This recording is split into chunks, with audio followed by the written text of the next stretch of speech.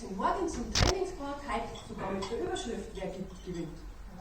Und mit Untertitel Beziehungen schaden nur dem, der sie nicht hat. Neulich habe ich ein Gespräch mit meinem Apotheker gehabt.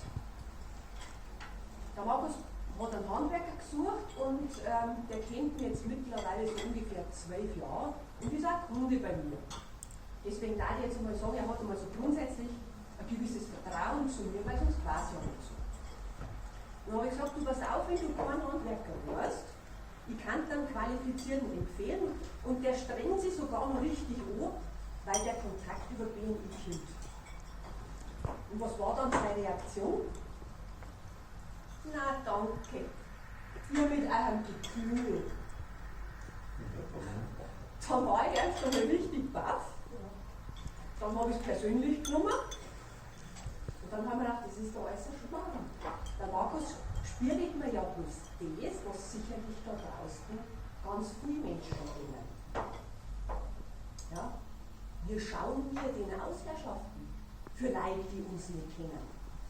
Einmal in der Woche trifft sich eine Horde von über 20 Leuten in der Früh um 6:30 Uhr und ist nicht gerade wach, sondern gut drauf und auch noch bereit, sich untereinander tatkräftig zu helfen.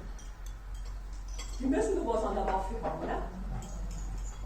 Also für einen normalen Menschen schaut das komisch aus. Das Motto, wer gibt, gewinnt, gibt es nämlich da draußen in der freien Wirtschaft nicht. Und was macht denn ein Mensch, wenn er irgendwas komisch vorkommt? Entweder Nasung oder aber der verschafft sich nicht jetzt einen eigenen Eindruck, damit er dann noch nie drehen kann, sondern er macht eine Schublade auf, da wo er seiner Meinung nach das komische Neiderkommen, weil es da am ersten passt. Und auf dieser Schublade steht dann vielleicht einmal Strukturbetrieb. Was ist denn ein Strukturbetrieb? Der Ober verdient mehr als der Unter. Also der Meister verdient mehr als der Gesell. Was ist denn da komisch? Außer dass bei uns nicht zutrifft. Oder letztens habe ich sogar gehört, Schneeballsystem.